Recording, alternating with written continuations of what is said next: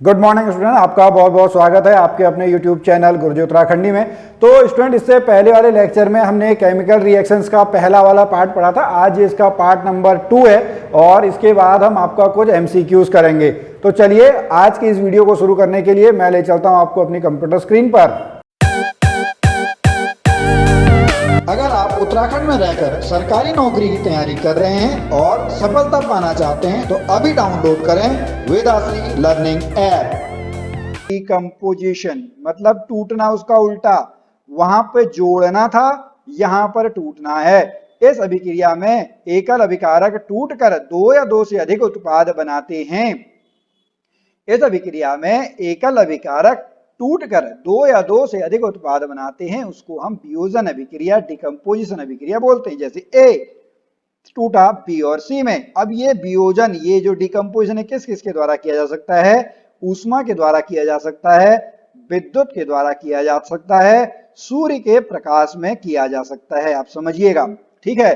तो सबसे पहले ऊष्मीय वियोजन के आधार पर हम पढ़ लें। जब किसी भी पदार्थ को, किसी भी अभिकारक को ऊष्मा देकर यानी हीट देकर अगर तोड़ा जाता है तो उसको हम ऊष्मीय वियोजन बोलते हैं, ऊष्मा द्वारा किया गया वियोजन बोलते हैं। जैसे यहां पर एग्जांपल देख लें, FeSO4 फेरस सल्फेट, इसका हरा रंग होता है फेरस सल्फेट FeSO4। जब इसको ऊष्मा दी जाती है तो ये Fe2O3 फेरिक ऑक्साइड में बदल जाता है, सल्फर डाइऑक्साइड, सल्फर ट्राइऑक्साइड इन गैसों में बदल जाता है। तो यहां पर जो आपका है ये क्या हुआ, FeSO4 टूट गया 3 उत्पादों में। तो कौन सी अभिक्रिया है? ये वियोजन अभिक्रिया है। किसके द्वारा की गई है? ऊष्मा के द्वारा की गई है। हीट कंपोजिशन, हीट के द्वारा, ऊष्मा के द्वारा, गर्मी के द्वारा आपका वियोजन किया गया है। अब हम पढ़ते हैं इलेक्ट्रिकल वियोजन, मतलब विद्युत के द्वारा विद्युत प्रवाहित करने पर किया गया वियोजन हमारा विद्युत वियोजन कहलाता है। जैसे जल में अगर आप पानी छोड़ देंगे तो वो दो भागों में टूट जाता है, हाइड्रोजन गैस और ऑक्सीजन गैस में। विद्युत वियोजन, ओके, विद्युत धारा प्रवाहित कर होने वाला वियोजन twice H2O is equal to twice H2 plus O2। यहां पर ये किसके द्वारा किया जा रहा है? ये बैटरी के द्वारा, इलेक्ट्रिसिटी के द्वारा वियोजन किया जा रहा है। अब हम चलते हैं प्रकाशीय वियोजन। सूर्य के प्रकाश की उपस्थिति में, सूर्य के प्रकाश की उपस्थिति में होने वाला वियोजन आपका क्या कहलाता है? आपका प्रकाशीय वियोजन कहलाता है। जैसे ट्वाइस AgCl, इसको सूर्य के प्रकाश में रख दो, दो भागों में टूट जाएगा, Ag और Cl2 मतलब सिल्वर में। ओके, AgBr सूर्य के प्रकाश में Ag plus Br2 bromine gas. तो इसको हम क्या बोलते हैं? प्रकाशीय वियोजन बोलते हैं। इसका उपयोग श्याम श्वेत फोटोग्राफी, मतलब श्याम श्वेत फोटोग्राफी समझ में आ रहा है? ब्लैक एंड व्हाइट, किसमें? ब्लैक एंड व्हाइट फोटोग्राफी में किया जाता है, ठीक है। किसका उपयोग? प्रकाशीय वियोजन का। उसको धूप में रख देते हैं, आपने देखा होगा, उसको सुखाने के लिए रख देते हैं, फिल्म देखी है, उसको सुखाने के लिए रख देते हैं, प्रकाशीय वियोजन। तो हमने 3 तरीके के वियोजन में पढ़े। सबसे पहले संयोजन अभिक्रिया पढ़ी, फिर वियोजन अभिक्रिया में ऊष्मीय वियोजन, वैद्युत वियोजन और प्रकाशीय वियोजन। अब हम चलते हैं अपनी अगली वाली पे। हमारी जो अगली रिएक्शन है वो अगली रिएक्शन है हमारी डिस्प्लेसमेंट। अभी कंफ्यूज मत होइएगा, डिस्प्लेसमेंट मतलब हटा देना, डिस्प्लेस कर देना, रिप्लेस कर देना, किसी भी विकारक को उसकी ओरिजिनल पोजीशन से हटा देना। इस अभिक्रियाओं में अधिक क्रियाशील तत्व कम क्रियाशील तत्व को उसके यौगिक से विस्थापित कर देता है। यहाँ पे समझ में आना चाहिए। अभी हम मेटल नॉन मेटल वाले में पढ़ेंगे कौन किसको रिप्लेस कर पाएगा। जो अधिक क्रियाशील है वह कम क्रियाशील को उसके यौगिक से विस्थापित कर देगा। ओके, कैसे? Fe प्लस, जो मैंने एग्जांपल आपको दिया था, Fe plus CuSO4 FeSO4 Cu। Fe ने क्या किया? यहां पर Cu को हटा दिया, क्या बन गया? FeSO4, कॉपर अलग बच गया। तो ये कौन सी अभिक्रिया है? ये एक प्रकार की विस्थापन अभिक्रिया है। एग्जाम्पल अगर आपको याद होगा, वो मैंने एग्जाम्पल लिया था याला, याद देख रहे हैं आप, आपने अभी पढ़ा था। तो ये किस वजह से उसका कलर चेंज हुआ? वो आपका विस्थापन अभिक्रिया, लोहे की कील पर भूरे रंग के कॉपर की परत जम गई। CuSO4 के नीले विलयन का रंग हरा FeSO4 के कारण हो गया। एक और है Zn plus CuSO4 equal to ZnSO4 plus Cu। Zn ने किसको हटा दिया? Cu को उसकी ओरिजिनल पोजीशन से हटा दिया, क्या बन गया? ZnSO4 plus Cu। तो यह किस प्रकार की अभिक्रिया है? ये एक विस्थापन अभिक्रिया है, ये एक डिस्प्लेसमेंट रिएक्शन है। आपको एग्जाम्पल समझ में आ गए होंगे। अब हम पढ़ देते हैं भैया द्विविस्थापन। नाम से ही पता लग रहा है, इसका नाम है डबल डिस्प्लेसमेंट। क्या नाम है इसका? नाम है डबल डिस्प्लेसमेंट, द्विविस्थापन। ओके, इस अभिक्रिया में उत्पादों का निर्माण दो यौगिकों के आपस में आदान प्रदान से होता है। जैसे Na2SO2 plus BaCl2 is equal to BaSO4 plus twice NaCl। देखिए कौन किसके साथ रिएक्शन करने लग गया? Na किसके साथ जाएगा? Cl2 के साथ। ये किसके साथ जाएगा? इसने ऐसे रिप्लेस कर दिया, ये पॉजिटिव नेगेटिव पॉजिटिव नेगेटिव, तो पॉजिटिव के साथ जाएगा नेगेटिव के साथ, तो ट्वाइस ट्वाइस ट्वाइस NaCl बन गया, ये BaSO4 बन गया। ओके, समझ में आया? Na2SO2 नहीं है, Na2SO4 है वो, ठीक है। तो ये BaSO4 बन गया। सोडियम सल्फेट बेरियम क्लोराइड मिलकर बनाते हैं barium sulphate plus sodium chloride. इसमें अवक्षेपण का निर्माण होता है, इसलिए अवक्षेपण अभिक्रिया भी बोलते हैं। अभी हम पढ़ेंगे पर्सिपिशन अभिक्रिया। ओके, तो द्विविस्थापन, इस अभिक्रिया में उत्पादों का निर्माण दो यौगिकों के आपस में परिवर्तन के आदान प्रदान से होता है, द्विविस्थापन अभिक्रिया बोलते हैं। यहां पर इसको थोड़ा सा हम एक ही पॉइंट में समझ लेते हैं। सिंथेसिस यानी A प्लस बी मिलकर बनाते हैं ए बी टूट के बना देता है ए और B, A B plus C equal to A C plus B. C ने इसको क्या कर दिया? रिप्लेस कर दिया, यहाँ पर ये आपस में रिप्लेस हो गए, ठीक है, B C plus A D. तो ये बहुत आसान तरीका है, इसको आप याद कर लें। हालांकि ऐसे प्रश्न नहीं पूछे जाते, जो शुरू में मैंने आपको बताया था उसके जो एग्जांपल्स थे, केले का जैसे आपका कलर चेंज हो जाना है, FeSO4 जो कलर है वो कैसे होता है, वो आपके ज्यादा चीजें आएंगी। अब इसके बाद मैं आपको बता रहा था ये, और थोड़ा सा आप डिटेल में इसको पढ़ लें, कैसे कैसे लिखा हुआ है, क्या क्या चीजें होती हैं, ये सारी चीजें वही लिखा हुआ है, कंपोजिशन कॉम्बिनेशन अभिक्रिया। ओके, अब हम चलते हैं आपका अवक्षेपण अभिक्रिया में। हमने यहाँ पे बात कर दी पर्सिपेशन रिएक्शंस, जब दो सॉल्यूशंस मिक्स किए जाते हैं और एक सॉलिड का निर्माण करते हैं, ठीक है, तो उसको हम क्या बोलते हैं? उसको हम अवक्षेपण अभिक्रिया बोलते हैं। जैसे K2CrO4 plus BaNO3 whole twice equal twice K plus CrO4 minus Ba plus twice NO3। तो यहां पर जब बनेगा तो ये इसका आपका क्या बन के आता है? इसका पर्सिपेट बन के आता है BaCrO4, जैसे हम यहाँ पर बात कर रहे थे। यहाँ पर लिखा हुआ है जो बेरियम सल्फेट BaSO4 है, इसके सफेद अविलेय अवक्षेप का निर्माण होता है, पर्सिपेट का अभिक्रिया निर्माण होता है, इसलिए इस अभिक्रिया को क्या बोलते हैं? हम अवक्षेपण अभिक्रिया बोलते हैं, पर्सिपेशन रिएक्शन बोलते हैं। तो यहाँ पर आप समझ में आ गया होगा हम क्या यहाँ पर बात करना चाह रहे हैं। जब दो या दो से अधिक सॉल्यूशन मिलकर एक किसी ठोस का निर्माण करते हैं तो उसको हम अवक्षेपण अभिक्रिया पर्सिपेट बोलते हैं, वो आपका हो जाता है, ठीक है। ये अवक्षेपण अभिक्रिया है। अच्छा, अब हम बात कर लेते हैं जी उपचयन और अपचयन की, मतलब ऑक्सीडेशन की और रिडक्शन की। किसकी? ऑक्सीडेशन की, रिडक्शन की। ऑक्सीजन के आधार पर जब ये ऑक्सीडेशन है साहब, पहला वाला उपचयन, ठीक है। हिंदी में मैंने, हालांकि इंग्लिश में भी लिखा हुआ है तो आप बिल्कुल इसको इंग्लिश से भी समझ लें, लेकिन मैं यहाँ पर दोनों लैंग्वेज में समझाता हूँ। ये ऑक्सीडेशन है ऊपर वाली, जिसको हम उपचयन बोलते हैं, जो अपचयन है इसको हम रिडक्शन बोलते हैं। ओके, जब ऑक्सीजन की वृद्धि होती है और हाइड्रोजन का ह्रास होता है, हाइड्रोजन की ह्रास मतलब कमी, हाइड्रोजन की कमी होती है तो उसको हम बोलते हैं ऑक्सीडेशन रिएक्शन। लेकिन जब ऑक्सीजन की कमी होती है, हाइड्रोजन की वृद्धि होती है तो उसको बोलते हैं हम रिडक्शन यानी अपचयन। जैसे C plus O2 is equal to CO2, यहाँ पे ऑक्सीजन की वृद्धि हो गई तो क्या बना? उपचयन, oxidation. Cu plus O2 CuO, ये भी कौन सा है? उपचयन। आप समझ में आ रहा है?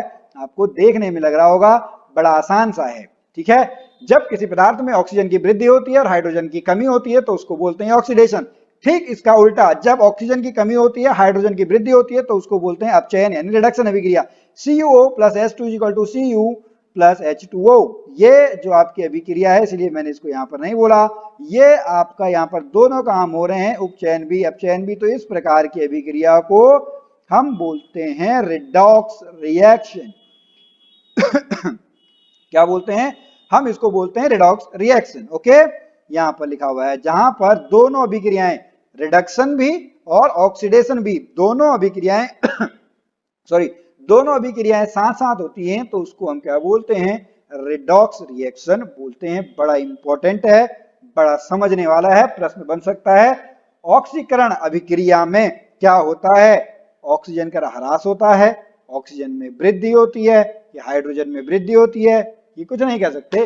तो जो आपका यहाँ पर ऑक्सीडेशन है वहां पर ऑक्सीजन में वृद्धि होती है, इसको आप याद कर लें, इसको आप समझ लें, तो यहां से आपके सारे प्रश्न बन सकते हैं। ओके, अब हम बात करते हैं जो आपका ये ऑक्सीडेशन है इसका हमारे जीवन में क्या प्रभाव पड़ रहा है। ओके, संक्षारण मतलब होता है कोरेजन, इंग्लिश में लिखा हुआ है इसलिए आप घबराएं नहीं। ओके, क्या इसको बोलते हैं हम कोरेजन, जैसे हमने अभी आयरन के उसमें पढ़ा था, ठीक है, जब कोई धातु आर्द्रता अम्ल आदि के संपर्क में आती है तो उसमें एक परत जम जाती है जिससे वह कमजोर हो जाता है, इसको संक्षारण अभिक्रिया बोलते हैं। जैसे लोहे में जंग लगना, चांदी के ऊपर काली परत का जमना, तांबे के ऊपर हरी परत का जमना, ये सब संक्षारण के ही उदाहरण हैं। कैसे बचा सकते हैं जी, हम विद्युत लेपन करके, इलेक्ट्रोलाइट लगा के, पेंट करके बचा सकते हैं। ठीक है, तो जैसे हम जीआई पाइप लगा गैल्वेनाइजेशन बोलते हैं। ठीक है, तो ये सारे के सारे संक्षारण से बचने के तरीके हैं। अगला जो पॉइंट है वो वेरी इंपॉर्टेंट है। ओके, इंपॉर्टेंट, यहां पर ये प्रश्न पूछते हैं, जैसे हम जो वो लेते हैं ना, आपका स्नैक्स लेते हैं, जैसे आपका अंकल चिप्स है, हल्दीराम है, कुरकुरे है, इनका जो पैकेट देखा होगा ना आपने, वो पैकेट में हवा भरी रहती है। उस पैकेट में कौन सी हवा भरी रहती है, उस पैकेट में आपका नाइट्रोजन गैस भरी रहती है। कौन सी गैस भरी रहती है, नाइट्रोजन गैस भरी रहती है। क्यों भरी रहती है, वो इसकी वजह से भरी रहती है, किसकी वजह से, रेंसिडिटी की वजह से। इसको क्या बोलते हैं हम, रेंसिडिटी। क्या बोला जाता है जी, रेंसिडिटी, मतलब खाने को या तेल वाले पदार्थ को या वसा वाले पदार्थ को यदि आप हवा में रखेंगे तो वो ऑक्सीडाइज हो जाते हैं, उपचयित हो जाते हैं, जिससे उनके स्वाद में, गंध में परिवर्तन हो जाता है, तो उसको हम क्या बोलते हैं, रेंसिडिटी बोलते हैं। रेंसिडिटी को कैसे दूर किया जा सकता है, कूलिंग के द्वारा, इसलिए फ्रिज में सामान रखा जाता है, या तो वहां पर नाइट्रोजन गैस भर दी जाती है, या उनको जो एयर टाइट आपके डब्बे होते हैं उसमें रख दिया जाता है, या जो ऑक्सीकारक होते हैं, प्रति ऑक्सीकारक, उनका हम उपयोग कर सकते हैं। ठीक है, समझ में आपके आ गया होगा। बड़ा इंपॉर्टेंट है ये जो आपका पेज है, इस पेज को आप लिख लें, इस पेज को याद कर लें। अब हम पढ़ लेते हैं आपका कौन सा, ऊष्माक्षेपी अभिक्रिया और ऊष्माशोषी अभिक्रिया। नाम से ही पता लग रहा है, एग्जिट, एक्सोथर्मिक, एग्जिट, एग्जिट, ऊष्माक्षेपी। ठीक है, ये ऊष्माशोषी, ऊष्मा लो, यहाँ पर ऊष्मा दो। ठीक है, ऊष्माक्षेपी अभिक्रिया क्या है, जिन अभिक्रियाओं के उत्पाद के निर्माण के साथ साथ ऊष्मा का उत्सर्जन होता है, एग्जिट होता है, तो उसको हम बोलते हैं ऊष्माक्षेपी अभिक्रिया। जैसे CH4 + O2 CO2 + 2H2O plus ऊष्मा, मतलब जब किसी भी उसको हम जलाते हैं, ईंधन को जलाते हैं ऑक्सीजन की उपस्थिति में, तो वहां से ऊष्मा निकलती है। हम जो सांस लेते हैं वहां भी क्या निकलती है, एनर्जी निकलती है, ऊष्मा निकलती है। सब ऊष्माक्षेपी अभिक्रियाओं में आते हैं, एक्सोथर्मिक में आते हैं। नाम याद करिएगा, वो एक ऊष्माक्षेपी कहें या एक्सोथर्मिक। एक्सो से आपको अच्छी तरह याद हो जाएगा, एग्जिट, एग्जिट मतलब देना, ऊष्मा निकल रही है। बट एंडोथर्मिक, ऊष्माशोषी, ऊष्मा को हम ले रहे हैं, एंडोथर्मिक। ओके, क्या बोलेंगे, जिन अभिक्रियाओं में अभिकारकों को तोड़ने के लिए ऊष्मा का उपयोग किया जाता है उससे हम ऊष्माशोषी अभिक्रिया बोलते हैं। ठीक है, ये आप यहाँ पर समझ लें। जैसे हम तोड़ रहे हैं, बहुत सारी चीजें होती हैं, ठीक है, उसके लिए हमको ऊष्मा की जरूरत होती है, तो हम उसको ऊष्माशोषी अभिक्रिया बोलते हैं। अब देखिए आज के उसमें हमने क्या क्या पढ़ा, अगर आप थोड़ा सा लास्ट में 2-3 मिनट रिवाइज करना चाहें। सबसे पहले हमने पढ़ा केमिकल रिएक्शन के बारे में, उसमें हमने उसके वो पढ़े, क्या नाम है, कैसे गंध से पता करते हैं, कलर चेंज से पता कर सकते हैं, टेम्परेचर से पता कर सकते हैं। और उसके बाद हमने पढ़ा आपका केमिकल रिएक्शन के बारे में पढ़ा, कंपोजिशन, कंबाइनेशन, ठीक है। उसके बाद हमने पढ़ा डिकम्पोजिशन, उसके बाद हमने पढ़ा डिस्प्लेसमेंट, फिर हमने पढ़ा डबल डिस्प्लेसमेंट, फिर हमने ऑक्सीडेशन, फिर हमने रिडक्शन के बारे में पढ़ा, फिर हमने पर्सिपिटेशन अवक्षेपण अभिक्रिया के बारे में पढ़ा, और उसके बाद लास्ट में हमने पढ़ा ऊष्माशोषी और ऊष्माक्षेपी अभिक्रियाएं। इनके बारे में हमने यहाँ पर जाना है, केमिकल रिएक्शन। और यहाँ से फिर हमने ऑक्सीडेशन रिडक्शन में भी आपका रेंसिडिटी के बारे में और ऑक्सीडेशन के बारे में पढ़ा, तो वहां पर आपको सारी चीजें समझ में आ गई होंगी। तो स्टूडेंट देखिए, अब यहाँ पर जो आपका है, मैं आपको दिखा दूं सिलेबस के आधार पर अगर हम बात करते हैं तो सिलेबस में देखिए हमने यहाँ पर ये सारी चीजें पढ़ ली हैं। ओके, अब कल जब हम पढ़ेंगे तो हम पढ़ेंगे मेटल और नॉन मेटल के बारे में। क्या पढ़ेंगे हम? मेटल और नॉन मेटल के बारे में पढ़ेंगे। ठीक है, यहाँ पर हालांकि अगर हम चाहें, मैं हो सकता है ले लूँ नेक्स्ट में, जो केमिकल रिएक्शंस हैं उसको बैलेंस कैसे करेंगे। हालांकि यह पूछा नहीं जाता है, ठीक है, लेकिन अब ये जो केमिकल इक्वेशन बैलेंस करने वाला है, ये आपका जो थ्योरेटिकल एग्जाम्स होते हैं वहां पर पूछा जाता है, लेकिन ऑब्जेक्टिव में केमिकल जो आपका है रिएक्शन बैलेंस करना उससे नहीं आता। हालांकि मैं उसको एक दिन कभी कवर करूंगा, शायद परसों के लेक्चर में हम कवर करें। पहले मैं क्या करूंगा, केमिकल रिएक्शन मैंने पढ़ा दिया, मेटल नॉन मेटल के बारे में पढ़ लेते हैं। उसके बाद इन दोनों का जब हम कंबाइन करके हम एक क्वेश्चन बनाएंगे एमसीक्यू वन लाइनर के लिए, तो वहां पर मैं उसको थोड़ा सा हल्का सा एक्सप्लेन कर दूंगा। तो स्टूडेंट्स ठीक है, आज का जो हमारा लेक्चर है वह यहीं पर समाप्त होता है। आपको हमारा आज का लेक्चर कैसा लगा आप जरूर बताएं। मैं मिलता हूं आपसे अगली वीडियो में, तब तक के लिए जय भारत, जय उत्तराखंड।